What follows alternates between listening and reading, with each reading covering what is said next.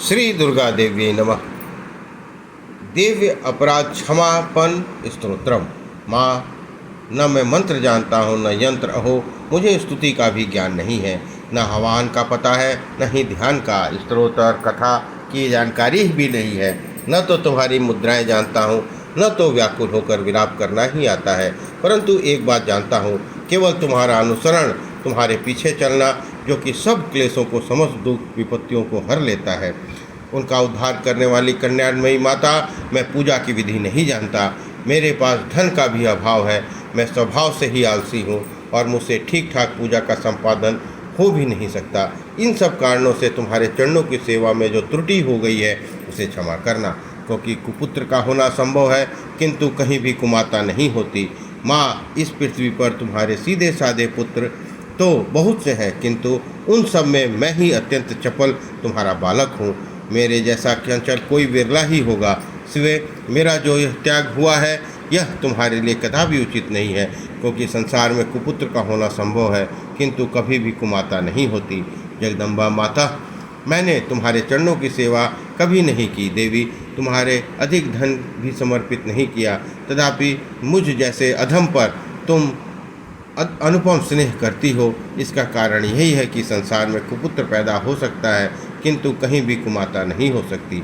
गणेश जी का जन्म देने वाली माता पार्वती अन्य देवताओं की आराधना करते समय मुझे नाना प्रकार की सेवाओं में व्यग्र रहना पड़ता था, इसलिए 85 वर्ष से अधिक अवस्था बीत जाने पर मैंने देवताओं को छोड़ दिया है। अब तुम्हारी सेवा पूजा मुझसे नहीं हो पाती, अतः उनसे कुछ भी सहायता मिलने की आशा नहीं है। इस समय यदि तुम्हारी कृपा नहीं होगी तो मैं अवलंब रहित होकर किसकी शरण में जाऊंगा। माता अर्पणा, तुम्हारे मंत्र का एक अक्षर भी कान में पड़ जाए तो उसका फल यह होता है कि मूर्ख चंडाल भी मधुपाक के समान मधुर वाणी का उच्चारण करने वाला उत्तम वक्ता हो जाता है। दीन मनुष्य भी करोड़ों स्वर्ण मुद्राओं से संपन्न हो चिरकाल तक निर्भय विहार करता रहता है।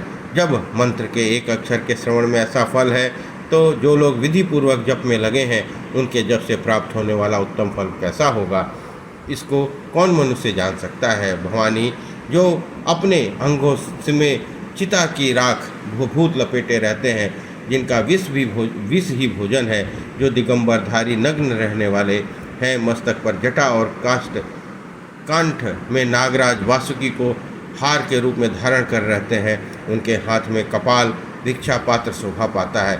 ऐसे भूतनाथ पशुपति भी जो एकमात्र जगदीश की पदवी धारण करते हैं, इसका क्या कारण है, इसका महत्व कैसे मिला?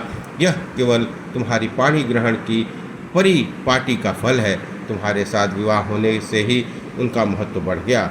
मुख में चंद्रमा की शोभा धारण करने वाली माँ, मुझे मोक्ष की इच्छा नहीं, संसार में वैभव की भी अभिलाषा नहीं, न विज्ञान की उपेक्षा है न सुख की आकांक्षा। अतः मुझे मेरी यह याचना है कि मेरा जन्म मृणानी, रुद्राणी, शिव, शिव, भवानी इन नामों का जप करते हुए बीते। हे श्यामा, नाना प्रकार की पूजन सामग्रियों से कभी विधि पूर्वक तुम्हारी आराधना मुझसे न हो सकी। सदा कठोर भाव का चिंतन करने वाली मेरी वाणी में कौन सा अपराध नहीं किया, फिर भी तुम स्वयं ही प्रयत्न करके मुझ अनाथ पर जो किंचित कृपा दृष्टि रखती हो। माँ, यह तुम्हारे ही योग्य है। तुम्हारी जैसी दयामयी माता ही मेरे जैसे कुपुत्र को भी आश्रय दे सकती है।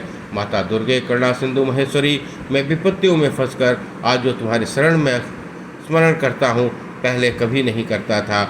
इसे मेरी शठता न मान लेना, क्योंकि भूख प्यास से पीड़ित बालक माता का ही स्मरण करते हैं।